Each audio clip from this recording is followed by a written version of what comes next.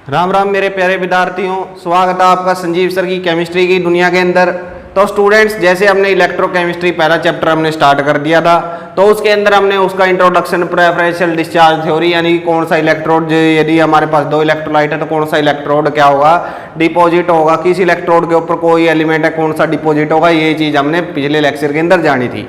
यदि आपने हमारी प्रीवियस वीडियो नहीं देखी है तो स्टूडेंट्स आपको ऊपर लिंक शो हो रहा होगा, वहाँ पर जाकर आप देख सकते हैं, या फिर आप लोग क्या कर सकते हैं, हमारी प्लेलिस्ट है यूट्यूब के ऊपर, वहाँ पर जाके आप सर्च कर सकते हैं। तो स्टूडेंट्स, आज हम बात करेंगे किसके ऊपर, फैराडेज लॉ ऑफ इलेक्ट्रोलिसिस। तो उससे पहले यदि आपने हमारे चैनल को सब्सक्राइब नहीं किया तो स्टूडेंट्स चैनल को सब्सक्राइब कर ले। तो देखिए भी क्या होगा फैराडेज लॉ ऑफ इलेक्ट्रोलिसिस। तो मैंने पिछले लेक्चर के अंदर बताया था भी एक ऐसे साइंटिस्ट थे जिन्होंने जो इलेक्ट्रोकेमिस्ट्री के अंदर जो उनका कंट्रीब्यूशन है उसको बुलाया नहीं जा सकता स्टूडेंट्स, क्योंकि इन्होंने डायनेमो की खोज की, जो इन्होंने लॉ भी दिया इलेक्ट्रोकेमिस्ट्री के अंदर, जो लॉ है जिसके बारे में आज हम डिस्कस करेंगे, इसके बारे में बताया, मोटर के बारे में बताया, यानी कि इनका कंट्रीब्यूशन हम क्या नहीं कर सकते, कभी भी भुला नहीं सकते किसके अंदर, इलेक्ट्रोकेमिस्ट्री के अंदर। तो पहला लॉ पढ़ते हैं, दो लॉज आते हैं हमारे। तो क्या टॉपिक का नाम क्या है, फैराडेज लॉ ऑफ इलेक्ट्रोलिसिस। तो मैं फर्स्ट लॉ की बात करूंगा, क्या फैराडेज फर्स्ट लॉ। अब फैराडेज फर्स्ट लॉ क्या कहता है स्टूडेंट्स, ये देखेंगे हम, फैराडेज फर्स्ट लॉ। अब इसके अंदर क्या बताया गया था भी स्टूडेंट्स, क्या होगा, जितनी हम इलेक्ट्रिसिटी पास करेंगे उसके इक्विवेलेंट क्या होगा, जो हमारा मास है किसी भी एलिमेंट का वो डिपॉजिट होगा दूसरे इलेक्ट्रोड के ऊपर। ये क्या कहता है, हमारा फर्स्ट लॉ कहता है। तो देखिए भी कैसे लिखेंगे हम इसकी डेफिनेशन। तो हम बताएंगे भी अमाउंट ऑफ सब्सटेंस लिबरेटेड, क्या कहेंगे हम, amount of substance liberated substance liberated at any किसके ऊपर students, at any electrodes is directly proportion, at electrode भी लिख सकते हैं, electrode is directly proportional to, ये किसके डायरेक्टली प्रोपोर्शनल होगा स्टूडेंट्स, ये हमारा डायरेक्टली प्रोपोर्शनल होगा किसके, अमाउंट ऑफ क्या, amount of charge pass through the electrolyte, amount of charge pass through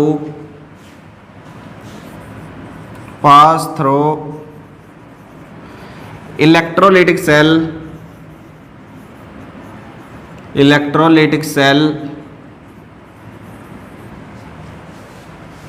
containing either molten state, containing either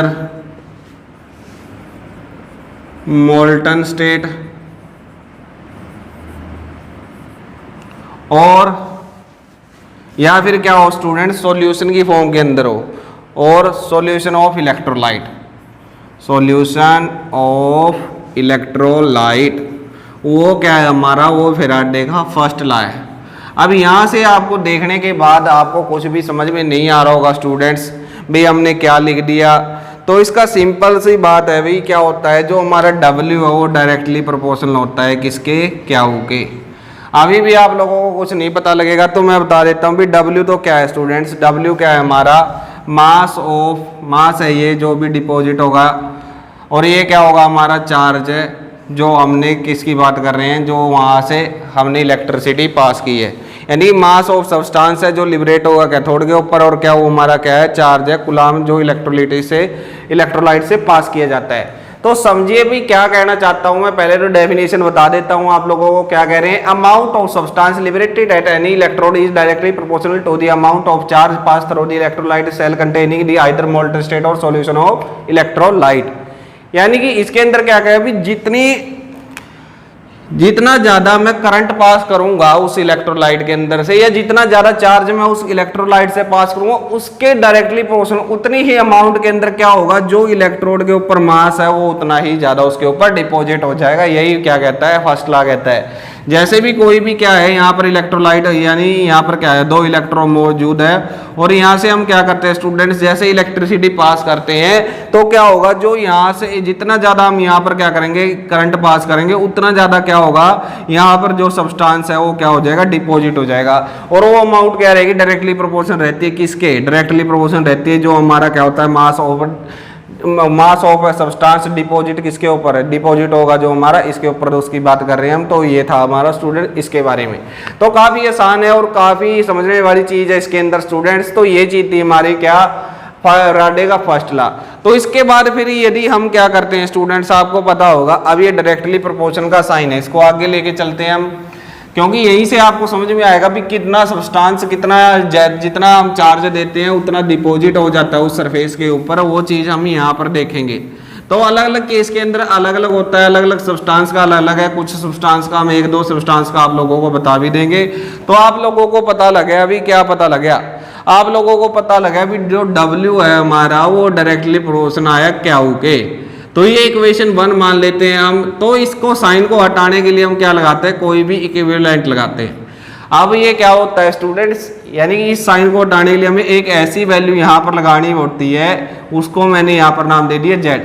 और ये क्या हो गया हमारा, क्या हुआ, यानी कि Z ऐसी वैल्यू है जिसने इन दोनों को क्या कर दिया, इक्वलाइज कर दिया। पहले इक्वल नहीं थे, अब उसने इक्वलाइज कर दिया। और जो Z है हमारा वो क्या होता है, Z हमारा क्या है, इसको इक्वेशन 2 मान सकते हैं। और Z हमारा क्या है, Z इज कांस्टेंट। और ये कांस्टेंट कौन सा है बच्चों, इक्विवेलेंट कांस्टेंट होगा हमारा। तो ये क्या है, Z कांस्टेंट, और इसको हम बोलते हैं इलेक्ट्रोकेमिकल इक्विवेलेंट, इलेक्ट्रोकेमिकल इक्विवेलेंट। तो ये आता है हमारा, इसकी भी डेफिनेशन देखेंगे अब हम।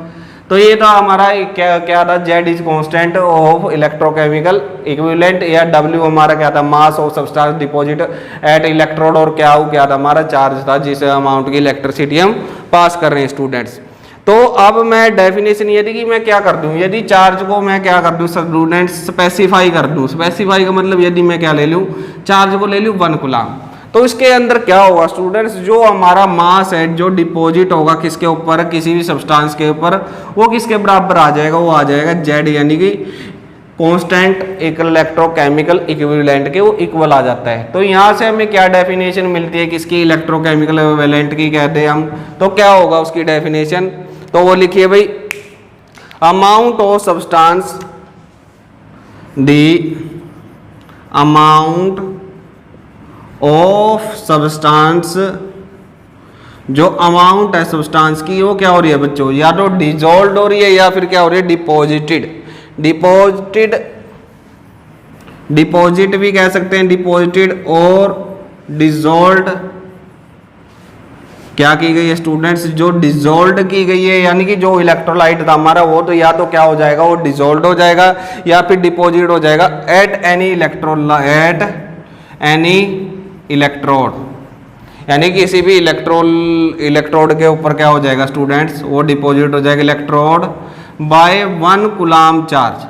अब जो हमारा चार्ज था हमने पहले ही बताया है भी, वो क्या हो गया स्टूडेंट्स, उसको हमने क्या कर दिया, 1 कूलम चार्ज को स्पेसिफाई कर दिया। और 1 कूलम चार्ज का मतलब भी आप लोग समझते होंगे क्या होता है स्टूडेंट्स। अब आपने जो 1 कूलम चार्ज की डेफिनेशन पढ़ी होगी, तो क्या कहते थे हम, 1 एम्पियर करंट पास्ड थ्रू,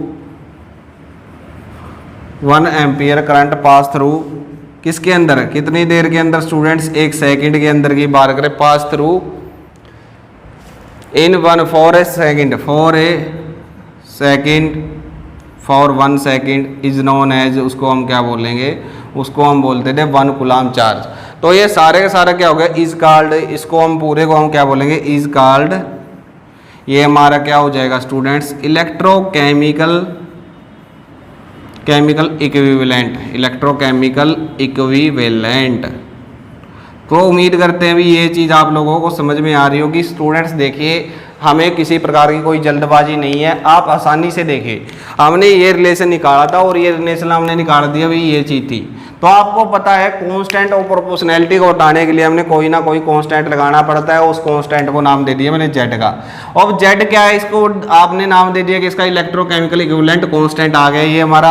अब मैंने क्या कर दिया, मैंने कुछ चेंज करके देखते हैं, क्योंकि जो साइंटिस्ट है वो क्या करते थे भाई, चेंजेस करके देखते थे भी क्या आ रहा है। और जब भी आपने जो छोटी क्लासेस है आपकी 10th क्लास 11th क्लास, उसके अंदर भी आप क्या करते थे, किसी चीज कांस्टेंट को डिफाइन करने के लिए हम क्या करते थे, बहुत सारी चीजों को स्पेसिफाई कर देते थे। तो ऐसे ही हमने क्या कर दिया, हमने जो चार्ज था हमारा उसको 1 कूलम लेके चलते हैं, तो जो W था हमारा इस इक्वेशन के अंदर पुट करते हैं, यानी कि जो ये वैल्यू है, ये वैल्यू हमने क्या कर दी, यूज कर दी 3 इक्वेशन इसके अंदर 2 के अंदर, तो W हमारे जेड के बराबर आ गया। तो यहाँ से इसकी डेफिनेशन क्या होगी, अब अमाउंट ऑफ सब्सटेंस जो डिपॉजिट होगा या डिजोल्व होगा किसी भी इलेक्ट्रोलाइट के ऊपर, वो किसके बराबर होगा, जब हम 1 कूलम चार्ज पास कर देंगे किसके अंदर से, उस सॉल्यूशन के अंदर से, तो क्या होगा, जो हमारा जेड इक्विवेलेंट आ जाएगा। तो ये सिंपल सी बात थी, सिंपल सा फंडा था, तो इस तरह से आप लोगों ने कर लेना है। तो मैं इसके एग्जांपल लेके चलता हूं भी, जो 1 कूलम चार्ज होते हुए कौन कौन से सब्सटेंस कितनी अमाउंट के अंदर क्या हो जाते हैं स्टूडेंट्स, कितनी कितनी अमाउंट के अंदर डिपॉजिट हो जाते हैं, वो चीज़ हम यहाँ पर देखते हैं। तो देखिए भी किस तरह से क्या होता है। तो आसानी से, हमें किसी प्रकार की कोई जल्दबाजी नहीं है, धीरे धीरे सारे चीज़ों को समझते जाना है भी क्या चीज़ कह रहे हैं हम। तो मैं सब्सटेंस की बात करता हूँ, तो हम 2 सब्सटेंस लेके चलेंगे, एक तो हम लेंगे किसका, कॉपर का, और एक लेंगे सिल्वर का, और दूसरा हम क्या लेंगे, इलेक्ट्रोकेमिकल इक्विवेलेंट की बात करेंगे भी। इलेक्ट्रोकेमिकल इक्विवेलेंट किसके लिए, उसके लिए कितना है, इलेक्ट्रोकेमिकल इक्विवेलेंट, यानी कि इसका नाम क्या है, इसको हम अब अपनी भाषा में क्या कह रहे हैं, इसको हम बोल रहे हैं जेड। तो आप कभी भी सीधा जेड नहीं लिखेंगे, उसका नाम भी लिखना है आपने, यानी कि उसको डिफाइन करना होता है। जो भी आप किसी भी न्यूमेरिकल के अंदर लिख रहे हैं तो उसका नाम लिखना होता है। तो कॉपर की बात करूँ तो कॉपर कितना होता है स्टूडेंट्स, 0.000392 इतने क्या होता है, इसकी वैल्यू इतनी के बराबर होती है, किसके, ग्राम पर कूलम, इसके बराबर होती है जेड की वैल्यू। जब हम 1 कूलम चार्ज को स्पेसिफाई करते हैं तो इतनी अमाउंट डिपॉजिट होती है किसी भी इलेक्ट्रोलाइट के ऊपर। मरकरी की इसकी बात करूँ, सिल्वर की बात करूँ, सिल्वर हमारा बहुत कम वैल्यू होती है इसकी, इसके जो ज़्यादा होती है कितनी होती है, 0.00118 ग्राम पर कूलम, यानी कि जो हमारा सिल्वर है वो ज़्यादा डिपॉजिट होता है स्टूडेंट्स, और जो हमारा क्या है, जो क्या है कॉपर है, वो कम अमाउंट के अंदर डिजोल्व होता है। और वैसे आप लोगों को पता ही होगा भाई, अब जो हमारा क्या फॉर्मूला है, W आया था हमारा Z इंटू में क्यू, ये फॉर्मूला आया था, इसको इक्वेशन 1 मान लेते हैं। और आपको पता है क्यू क्या था, क्यू होता था IT, नहीं याद आया तो आपने 10th क्लास के अंदर करंट पढ़ा होगा, तो करंट की डेफिनेशन क्या थी, चार्ज पर यूनिट टाइम, उसको हम क्या बोलते थे, पास होता था किसी भी कंडक्टर के अंदर से, उसको तो हम क्या बोलते थे, उसको करंट बोलते थे। और करंट को यदि मैंने इसकी मल्टीप्लाई कर दी तो क्या हो गया, IT के बराबर आ गया, तो इसको थर्ड मान लेते हैं। तो यूज करते हैं हम किसके अंदर, यूज थर्ड इन 1 के अंदर, तो क्या आ जाएगा स्टूडेंट्स, और इसके ऊपर न्यूमेरिकल आ जाता है, तो इसलिए आप लोगों को याद रखना ZIT। तो ये हमारा सिंपलेस्ट फॉर्मूला है, और आप लोगों को ये भी याद रखना है, ये और ये दोनों के दोनों एक ही फॉर्मूला है स्टूडेंट्स, बस सिर्फ हमने क्या कर दिया, चार्ज का फॉर्मूला इसके अंदर अप्लाई कर दिया, तो बिल्कुल सिंपल सा आ जाता है। अब इसका फिजिकल सिग्निफिकेंस क्या है स्टूडेंट्स, जो हमने इतना सारा सीखा है, इसका जो फिजिकल सिग्निफिकेंस क्या रहता है, उस चीज़ की बात करेंगे हम। अब उसके अंदर देखिए भी कैसे हम क्या करते हैं, फिजिकल सिग्निफिकेंस के अंदर हम बात करेंगे भी कूलम की। और कूलम आपको पता है कोलम्ब क्या होता है, COULOMB कोलम्ब। अब ये क्या है स्टूडेंट्स, ये आपको पता है भाई यूनिट है किसकी, यूनिट ऑफ चार्ज की, इतना आप लोगों को पता है स्टूडेंट्स, ये चीज़ आप लोगों को पहले से ही नोन है।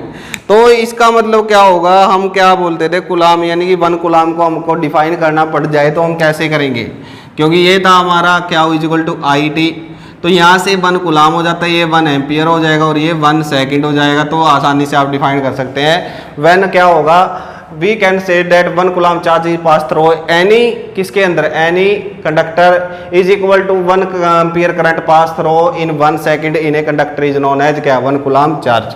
तो इस तरह से इनको डिफाइन किया जाता है, आप जो पहले कर भी चुके होंगे स्टूडेंट्स, ये सारे के सारे।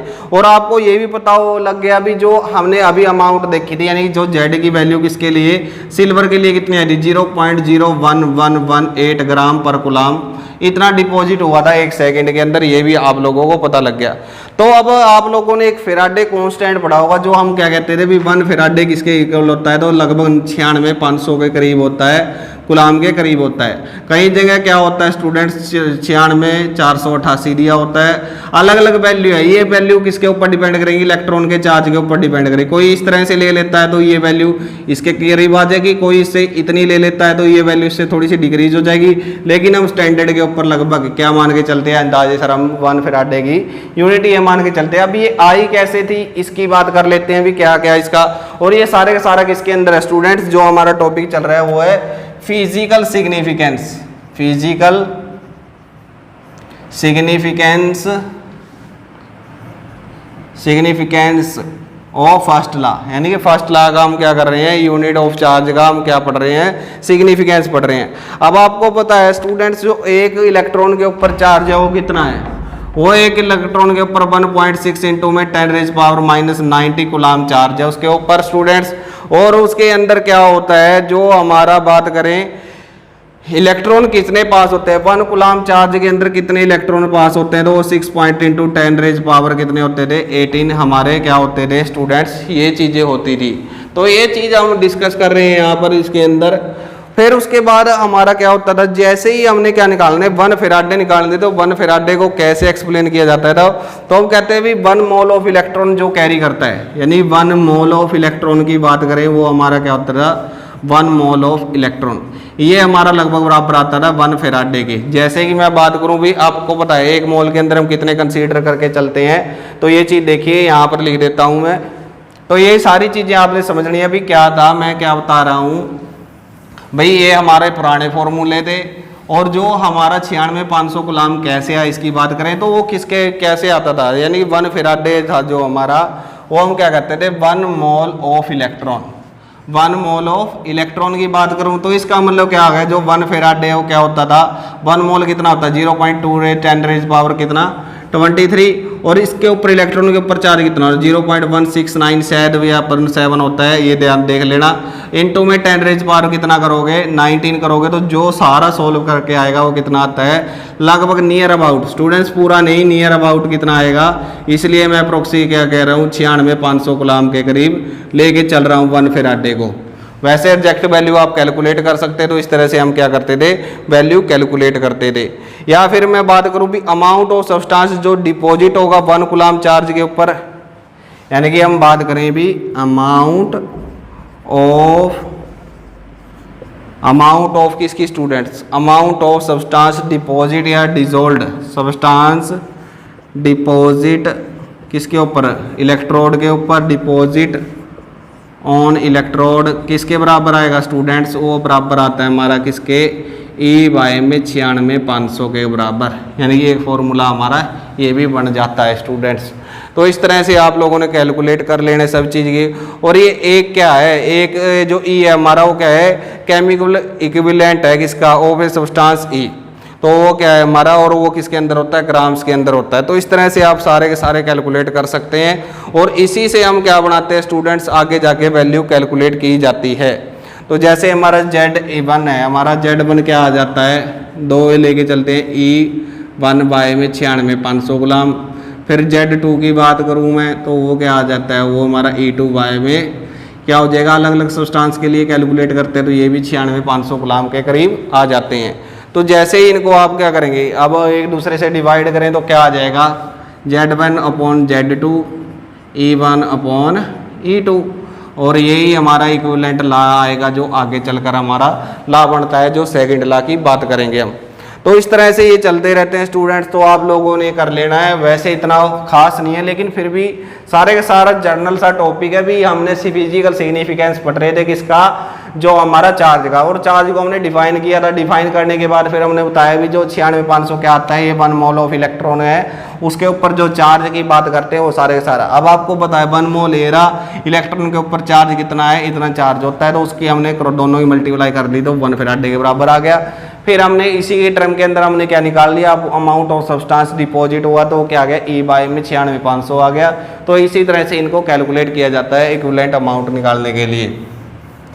फिर अब हम पढ़ते हैं भी फैराडे का कौन सा स्टूडेंट, सेकंड लॉ। अब वो सेकंड लॉ भी क्या था, वो यही था जो अभी हमने लिखा है, तो उसको एक बार से डिफाइन कर देते हैं भी क्या थी। तो लिखिए क्या है, Faraday's second law, Faraday's second law. Faraday का सेकंड लॉ क्या कहता है स्टूडेंट्स, ये वही कहेगा भी जो अब हम क्या लेंगे, दो इलेक्ट्रोलाइट लेके चलेंगे। तो एक डायग्राम बना देता हूँ, उसके बाद फिर मैं आप लोगों को समझाने की कोशिश करूंगा भी क्या होता है। तो एक दो तीन डायग्राम दे रखे हैं इस तरह से, और इसके अंदर क्या किया हुआ है स्टूडेंट्स, इसके अंदर सारे के सारे जो इलेक्ट्रोड है वो डिप किए हुए हैं और उनको एक दूसरे के साथ कनेक्ट कर दिया जाता है। जैसे ये अब ये साल्ट ब्रिज नहीं है, कहीं साल्ट ब्रिज सोचो, इस तरह से इनको यहाँ पर इलेक्ट्रोड लगा हुआ है, इसका यहाँ पर इलेक्ट्रोड है, फिर ये इस तरह से इलेक्ट्रोड है और यहाँ पर इस तरह से ये इलेक्ट्रोड लगा हुआ है, फिर यहाँ पर आपस में क्या हुआ, बैटरी से कनेक्टेड है ये। तो इस तरह से फिर इसके अंदर क्या होगा, इस तरह से इलेक्ट्रोड यहाँ पर लगा हुआ, फिर यहाँ पर एक इलेक्ट्रोड लगा हुआ और ये इसके साथ इस तरह से। तो इस तरह से ये इलेक्ट्रोड लगाए हुए हैं स्टूडेंट्स। तो इधर क्या है, पॉजिटिव चार्ज है, यानी कि यहाँ पर पॉजिटिव चार्ज और यहाँ पर नेगेटिव। तो ये नेगेटिव, ये पॉजिटिव, ये नेगेटिव, तो ये पॉजिटिव, ये नेगेटिव, तो ये पॉजिटिव टर्मिनल। तो इसके अंदर समझाने की कोशिश क्या की गई है, सबसे पहले तो आप लोग यहाँ से डायग्राम देखेंगे, तो डायग्राम देख के आप लोगों को कुछ पता नहीं लगेगा। तो मैं एक बारी क्या लिख देता हूँ, डेफिनेशन लिखता हूँ क्या होगी। तो क्या होगा, if two or more electrolytic cell, क्या कहते हैं, if two or more electrolytic cell, हमने यही लिख रखे हैं अभी, to or more electrolytic cell ये हमने लिए हुए हैं स्टूडेंट्स। दो या दो से ज़्यादा इलेक्ट्रोलिटिक सेल हम लेके चलते हैं। सेल्स कंटेनिंग डिफरेंट इलेक्ट्रोलाइट, अब इनके अंदर क्या, हर एक के अंदर क्या होगा, अलग अलग इलेक्ट्रोलाइट है, कंटेनिंग डिफरेंट इलेक्ट्रोलाइट। अब हर एक के केस के अंदर क्या होगा, अलग अलग इलेक्ट्रोलाइट होगा, डिफरेंट इलेक्ट्रोलाइट्स होगा students. Electrolyte solution are connected in series, different electrolyte solution containing different electrolyte, different electrolyte solution students are connected in series. इनको क्या कर दिया, कनेक्ट कर दिया, आर कनेक्टेड इन सीरीज, इनको कनेक्ट कर दिया गया, कनेक्टेड इन सीरीज के अंदर इनको कनेक्ट कर रहे हैं। तो आप जैसे देख सकते हैं अभी उसके अंदर हमने सीरीज के अंदर इनको कनेक्ट भी कर दिया। देन क्या होगा, then amount of substance liberated, then amount of substance liberated, connect करने के बाद जो क्या होगा, अमाउंट ऑफ सब्सटेंस है जो क्या होगी, लिबरेट होगी स्टूडेंट्स, बाहर निकलेगी, या डिपॉजिट भी कह सकते हैं। लिबरेट, लिबरेट का मतलब क्या होता है, बाहर निकला है, जो अमाउंट यहाँ से क्या होगी, लिबरेट होगी। Eight any electrode, eight any electrode is directly proportional, electrode is directly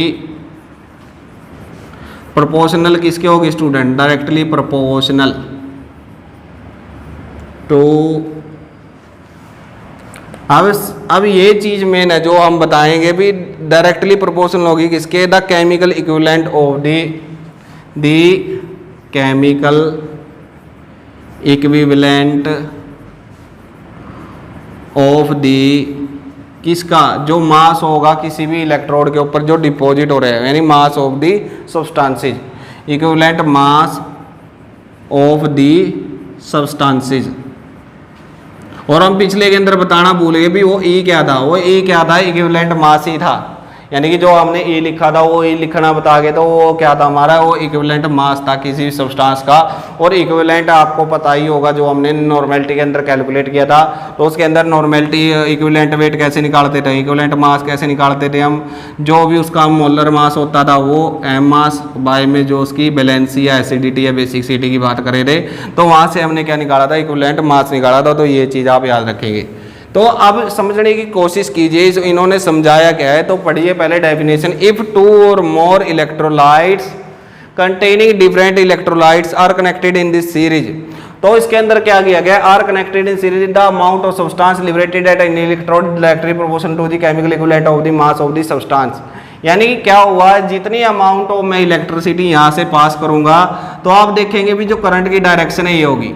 अब यहाँ से सब्सटेंस इसके ऊपर डिपॉजिट होगा, अब जितना सब्सटेंस इसके ऊपर डिपॉजिट होगा वहां से इतना ही लिबरेट हो रहा होगा, फिर यहाँ से जितना लिबरेट हो रहा होगा डिपॉजिट इसके ऊपर हो रहा होगा उतना ही लिबरेट इधर हो रहा होगा। हमने डिफरेंट इलेक्ट्रोलाइट लेके चले हैं लेकिन जो क्वांटिटी है वो सेम रह रही है स्टूडेंट्स। जो चार्ज डिपॉजिट हो रहे हैं, जो मास डिपॉजिट हो रहे हैं वो किसके बराबर आ रही है, और जो हमारा chemical equivalent mass of the substance के बराबर आ रही है। इक्विवेलेंट मास की बात कर रहा हूँ मैं, सेम अमाउंट की बात नहीं कर रहा। मैं क्या कह रहा हूँ, जो डायरेक्टली प्रोपोर्शनल है chemical equivalent mass of the substance, यानी कि जो इनका केमिकल इक्विवेलेंट होगा वो सभी के सभी का क्या होगा, सेम होगा। और तो सेम अमाउंट ऑफ करंट क्या होगा इसके अंदर से पास हो रहा है, उसका मास के उस करंट के कारण क्या होगा, जो इक्विवेलेंट मास है डिपॉजिट हो रहा है हर एक इलेक्ट्रोड के ऊपर वो सेम रहेगा। यही हमारा क्या है, सेकंड लॉ ऑफ फैराडे है।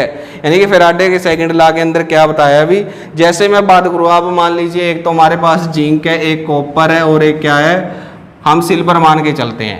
तो इसके अंदर क्या होगा अभी, तीनों के अंदर क्या है, जो हमारा WZ होगा, जैसे अब जो मास डिपॉजिट हो रहा है वो डायरेक्टली प्रोपोर्शनल किसके होगा, जो इक्विवेलेंट वेट होगा किसका, जिंक का।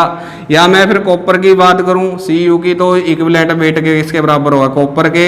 या फिर मैं सिल्वर की बात करूं तो सभी के केस के अंदर क्या होगा स्टूडेंट्स, वो बराबर ही रहेगा। ये चीज आप लोगों ने याद रखनी है भाई। जितना वेट वहां से इक्विवेलेंट वेट एक तरह से ये मान लो भी जितना मास वहां पर डिपॉजिट हो रहा है वो सभी का लगभग बराबर होगा। लेकिन हम बात करते हैं इक्विवेलेंट की, क्योंकि इक्विवेलेंट हर एक के इसके अंदर अलग अलग होता है ड्यू टू बैलेंस उसकी, और वो क्या होता है हर एक का अपना अपना चार्ज होता है। तो ये चीज है। तो इसका मतलब हम अब क्या कैलकुलेट कर सकते हैं भाई स्टूडेंट्स, यहाँ से एक इंपॉर्टेंट बात निकल के आएगी, वो चीज हम देखते हैं। तो सबसे पहले इस चीज को समझना बहुत ज्यादा जरूरी है भाई, जितनी क्वांटिटी ऑफ इलेक्ट्रिसिटी हम पास करें तो उसकी डायरेक्टली प्रोपोर्शनल यानी उसकी अमाउंट जो इक्विवेलेंट मास की अमाउंट है सभी के अंदर सेम रहेगी। यदि ये कॉपर सिल्वर चाहे आप कितने मर्जी ले ले तो उनके अंदर सेम रहेगी, इक्विवेलेंट के बराबर आएगी। तो देखिए अब मैं क्या करता हूँ, इनका एक रिलेशन है जो आप लोगों ने याद रखना है, और पहले भी हम कर चुके हैं उसको। अभी जो फॉर्मूला ड्राइव किया था उसी के सिमिलर है। जैसे इन्हीं को हम क्या करते हैं, एक दूसरे से रिलेट करते हैं, यानी कि डिवीजन करेंगे हम इसकी एक दूसरे के साथ, तो क्या होगा, तो वही चीज है। यानी कि क्वेश्चन 1 और 2 मान के चले तो क्या होगा, मास ऑफ किसका, zinc deposit, mass of zinc deposit divided by किसके बराबर होगा students, mass of copper deposit, mass of Cu deposit. तो इसके डिपॉजिट के बराबर होगा स्टूडेंट्स। फिर उसके बाद क्या होगा, जो बराबर होगा किसके, अब ये चीज आप लोगों ने समझनी है, जो इक्विवेलेंट मास होगा ना किसका, मास ऑफ ऊपर वाला जिंक की है हमारा और नीचे वाला क्या है, इक्विवेलेंट मास ऑफ किसका, मास ऑफ कॉपर का। ऐसे ही यदि मैं यहाँ पर सिल्वर लूंगा तो यहाँ पर सिल्वर आ जाएगा। यदि आप कोई भी सब्सटेंस ले लीजिए, यदि आपने 2 इलेक्ट्रोलाइट लेके चले हैं, मतलब एक ये था हमारे पास, एक ये था। अभी यहाँ पर क्या किया आपने, जो इलेक्ट्रोड थे हमारे इस तरह से, तो ये इस तरह से आपने क्या कर दिया, इस तरह से कनेक्टेड किए गए थे ये।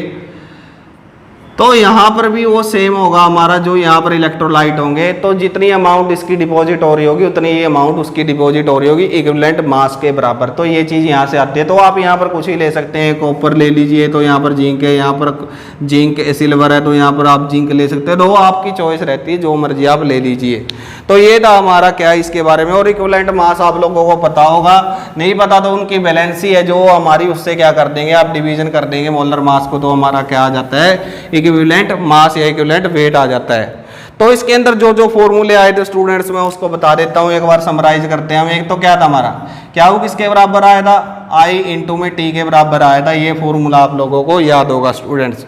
उसके बाद हमने जो number of moles of electron थे, यानी कि जो number of moles of electron जो डिपॉजिट हुए थे, मोल्स ऑफ इलेक्ट्रॉन जो क्या हुए थे स्टूडेंट, जो नंबर ऑफ इलेक्ट्रॉन जो क्या हुए थे एक्चुअली पास होते हैं, किसके अंदर एक्चुअली पास, वो किसके बराबर होते हैं, वो आए थे हमारे किसके बराबर, क्या वो बाय में 96,500 कूलम।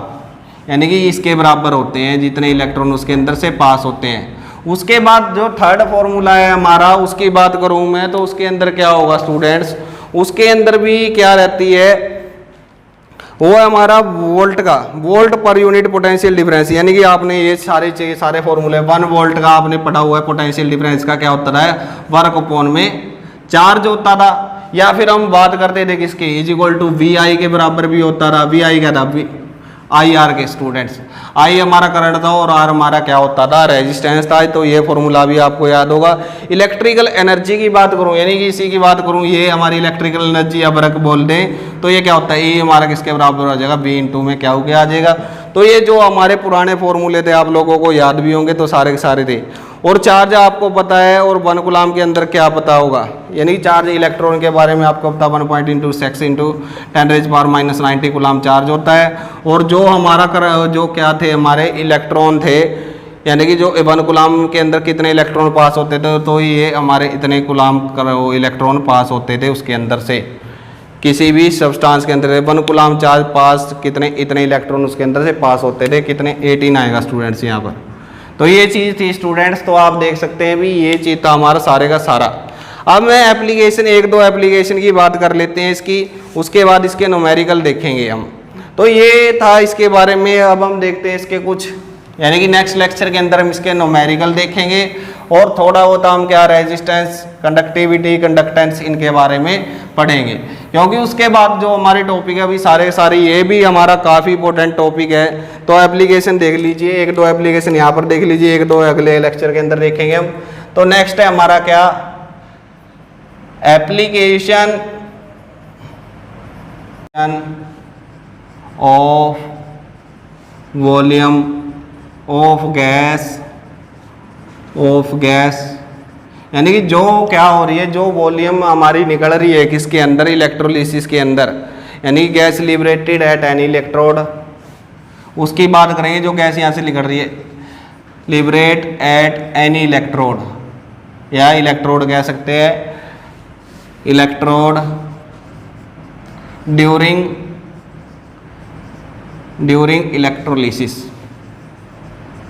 इलेक्ट्रोलाइसिस। तो ये चीज़ थी स्टूडेंट्स। तो देखिए भी क्या होगा इसके अंदर, क्या रिलेशनशिप दी जाती है। तो आप लोगों को पता है भी जो मास सब्सटेंस का डिपॉजिट होगा इलेक्ट्रोड के ऊपर, तो हमने एक रिलेशन फाइंड किया था। यदि एनर्जी की बात करूं मैं तो क्या था हमारा, W मेरा बराबर आया था। यानी कि अब हम क्या कर रहे हैं स्टूडेंट्स, पिछली बार हमने, अब वेट जो आ रहा है उसकी बात कर रहा हूँ, तो क्या था हमारा ITE बाय में 96,500। तो ये हमारे पास क्या आ गया था, W आ गया था, यानी कि वर्ग, यानी कि वो जो मास डिपॉजिट हो रहा था किसी भी इलेक्ट्रोड के ऊपर। तो आपको पता है भी जो वॉल्यूम है वो क्या होती है, लिबरेट हो रही है एन इलेक्ट्रोड, यानी कि जो volume of gas liberated at any electrode, उसका भी फॉर्मूला एक दे रखा है स्टूडेंट्स। तो ये आपने निकाल के नहीं दिखाना है, इसको सीधा डायरेक्टली आप लोगों ने याद करना है। तो वो किसके बराबर आएगा, वो दे रखा है हमारा V, हमारा आ जाता है क्या, IT बाय में VE अपॉन में क्या आएगा स्टूडेंट्स, अपॉन में आ जाता है 96,500। तो यहाँ पर अब आप लोगों को समझना भी ये V क्या है। तो V तो हमारा क्या होगा स्टूडेंट्स, तो ये हमारी क्या, वॉल्यूम ऑफ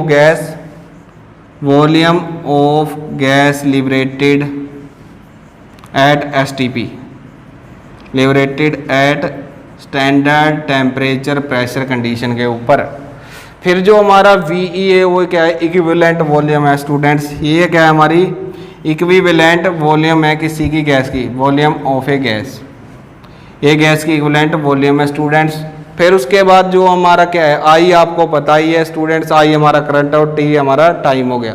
तो यहाँ से हम क्या निकाल सकते हैं, आपको सिर्फ एक चीज़ पता लगी भाई, किसी इलेक्ट्रोड के ऊपर जो गैस निकल रही है उस गैस का वॉल्यूम निकाल सकते हैं, वो गैस का पता लगा सकते हैं भी वहाँ से कितनी अमाउंट ऑफ गैस बाहर निकल रही है। तो ये हमारा फॉर्मूला, इस फॉर्मूले को हमने कन्वर्ट कर लिया किसके, ये हमारा पुराना था जो अमाउंट ऑफ सब्सटेंस डिपॉजिट होती थी, जबकि ये फॉर्मूला हमारा कितनी वॉल्यूम उस गैस की वहाँ से बाहर निकल रही है। तो ये फॉर्मूले से हम कैलकुलेट कर सकते हैं स्टूडेंट्स। उसके बाद है अभी हमारा क्या, डिटर्मिनेशन ऑफ इक्विवेलेंट मास और बैलेंसी ऑफ द मेटल, यानी कि जो सेकंड हमारी क्या होगी, सेकंड प्रॉपर्टी है, उसके अंदर हम क्या करेंगे, डिटर्मिनेशन करेंगे किसका, वैलेंसी का और इक्विवेलेंट मास का। तो जो मेरा नेक्स्ट टॉपिक है यानी कि वो क्या है, डिटर्मिनेशन, सेकंड एप्लीकेशन है ये, determination of equivalent mass, equivalent mass and valency. इसका हम क्या कर रहे हैं, कैलकुलेट करने की कोशिश करेंगे भी, इक्विवेलेंट मास और क्या, वैलेंसी। तो सबसे पहले आपको एक फॉर्मूला अब आप लोगों को याद ही हो गया होगा। तो W क्या था हमारा, ITE बाय में 96,500 अभी, ठीक है। इस चीज़ का आप लोगों को पता लग गया भी ये किस चीज़ का फॉर्मूला है। तो हमें कैलकुलेट करनी है अमाउंट ऑफ सब्सटेंस जो लिबरेट हो रहा है। तो अमाउंट ऑफ सब्सटेंस यानी कि इक्विवेलेंट मास की बात कर रहे हैं हम, तो क्या आ जाएगा, E हमारा आ जाएगा किसके, W इंटू में 96,500 बाय में क्या आ जाएगा, IT आ जाएगा। तो इससे आप इक्विवेलेंट मास निकल जाएगा आपका। तो ये आप लोगों को क्या आ जाता है, इक्विवेलेंट मास आ जाता है। तो ये अब आप लोगों को वैलेंसी कैसे कैलकुलेट करेंगे, तो आप लोगों को पता है भी जो इक्विवेलेंट मास है वो क्या आता था, मोलर मास या एटॉमिक मास की बात करें, मोलर मास डिवाइड बाय में किसकी बात करूंगा मैं, वैलेंसी की। तो यदि आपको क्या एक चीज़ पता लगी तो आप निकाल सकते हैं। यदि आप दोनों ये मोलर मास और इक्विवेलेंट मास आपको पता है तो वैलेंसी निकाल लेंगे। यदि आपको वैलेंसी और मोलर मास पता है तो आप इक्विवेलेंट वेट निकाल लेंगे। तो ये काफ़ी आसान था स्टूडेंट्स। तो इस तरह से आप क्या कर सकते हैं, इनको निकाल सकते हैं। फिर उसके बाद है हमारा क्या students, electrolytic extraction of metal.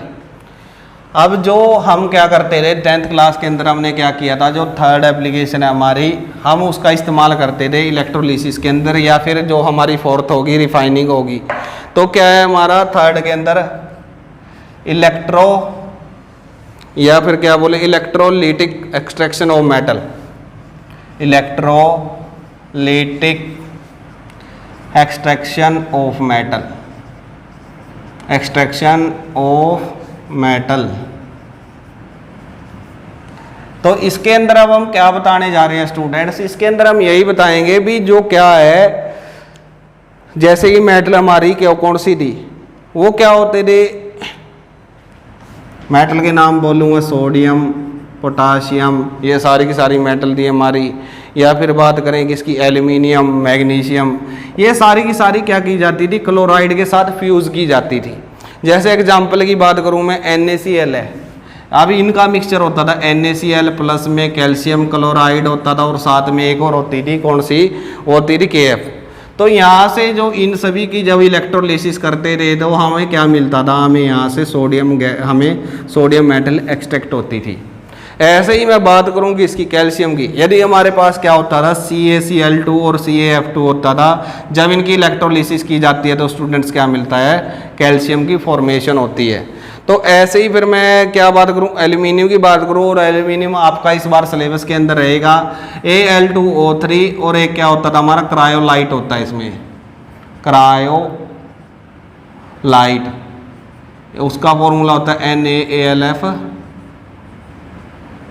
NaAlF6 होता है शायद, Na3AlF6 होता है। तो यहाँ से हमें क्या निकलता है, यहाँ से हमारी एल्यूमिनियम एक्सट्रैक्ट होती है। तो इसका इस्तेमाल क्या कहाँ पर किया जाता है, extraction of electrolytic extraction of metal में की जाती है। तो स्टूडेंट्स ये आज का लेक्चर हमारा इतना ही रखते हैं, क्योंकि इससे जो नेक्स्ट है उस लेक्चर के अंदर हम इसके कुछ न्यूमेरिकल कराएंगे और इससे रिलेटेड कुछ हमारी जो 2-3 एप्लीकेशन रहेगी उसको डिस्कस करेंगे स्टूडेंट्स। यदि आप लोगों को हमारी वीडियो अच्छी लगी हो तो स्टूडेंट वीडियो के ऊपर लाइक करें, उन्हें कमेंट करें और अपने फ्रेंड के साथ ज़्यादा से ज़्यादा शेयर करें। और यदि किसी स्टूडेंट्स ने अभी तक हमारा चैनल सब्सक्राइब नहीं किया तो उस चैनल को सब्सक्राइब करें, तो ना रहेगी आपके मन में किसी प्रकार की कोई मिस्ट्री, क्योंकि आपके संजीव सर आप लोगों को पढ़ा रहे हैं केमिस्ट्री। तो स्टूडेंट्स मिलते हैं नेक्स्ट लेक्चर के अंदर इसके न्यूमेरिकल के साथ और इसकी बाकी एप्लीकेशन के साथ। Thank you, bye bye.